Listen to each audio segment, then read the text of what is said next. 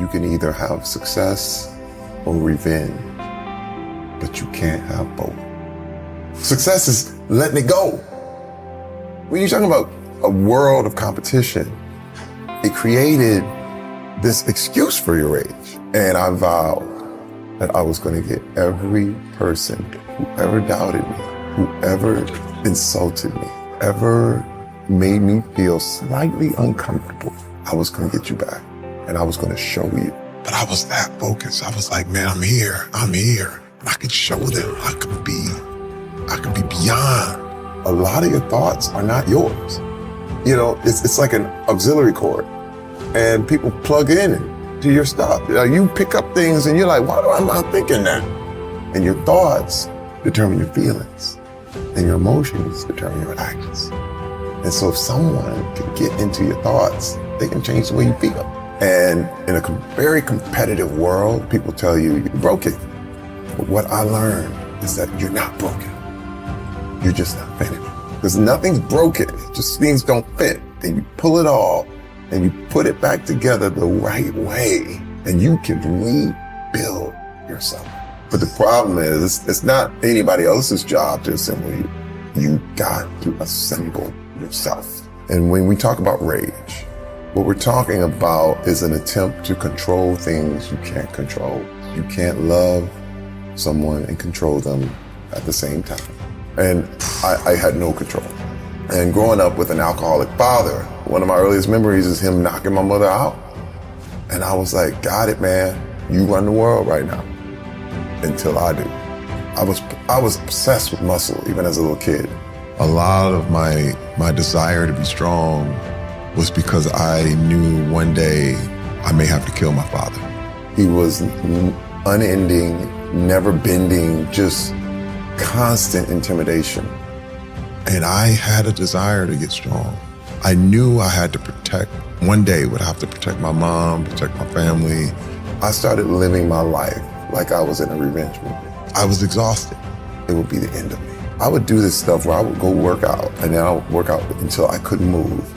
And then I would rest up, and then I would go, and I would flex my muscles until they cramped.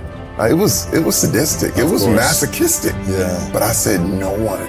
I will never stop doing sit-ups. I will never stop. I would, again, sit-ups and push-ups until my stomach, till I was curled over in tears. Oh my gosh. And then I go do more.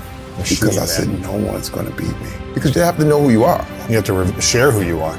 But the game is not to share who you are. The big thing, growing up, I cared what everyone thought. Especially when you're in that world like that, everyone's opinion mattered way too much. And how do you learn to not care or ruminate on the opinions of others now? When you've been so conditioned to people please for years, how did you? It takes time. Yeah. It's not overnight. And I would never encourage anybody to just go test it out. Yeah. You know what I mean? It's something that takes. The big thing about being tough is people thought, you'd be able to throw punches, but it's really about endurance. Mm-hmm. Being able to be alone, being able to stand alone, that change is inevitable. I'll never forget coming out of therapy, this guy was like, they were like, Terry, you have to learn how to tell people no, because I was a pleaser. I remember being in counseling, and the counselor asked me, she said, what if a director told you to do something you didn't want to do? I said, well, I have to do it. She was like, no, you don't. I said, yes, I do. She said, no, you don't, Terry. I said, well, I'm an actor. She said, yeah, but you don't have to do what everything the director tells you to do. I said, yes, I do, because I'm an actor. She's like, no, you don't. And she said, Terry, you don't have to do what you don't want to do. I didn't know, especially since I was such a pleaser. It was one of the things, well, yeah. And I'll never forget, this guy came up to me and said, hey man, can I get an autograph? And I was going to do it. I was in practice. And I looked at him, I said, no. He said, come on, man. I said, no. And I went crazy. And the guy was like, dude, relax, man. And I was like shaking. It was the first time I was exercising this no. And I was shaking. I got back in the car and I said, I thought I was going crazy. But what I was doing was dissecting and piecing and understanding who I was and what made me tick. Why do I feel angry if someone says that? Or why am I insulted? Why? Is it me or is it them? And see, and once I started asking these questions, I could let it go. You gotta start exercising it. Just ask yourself why you're so offended. The thoughts turned into emotions, that turned into actions, that turned into mania. You have to do what's within your power to make things right.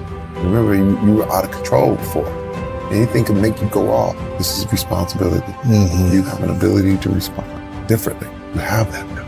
I don't want men to feel like they're alone. I don't want men to feel like it's just them and they don't know any way out and the whole thing. I have to be vulnerable. I have to share this part so that you know how far I came. But what I learned is that you're not broken. You're just not finished. We understand the fire burning within you, the relentless desire to conquer, to overcome, to become the best version of yourself. And we've captured that spirit in every fabric we create. Stand tall, my friend. Unleash your potential and ignite the fire within.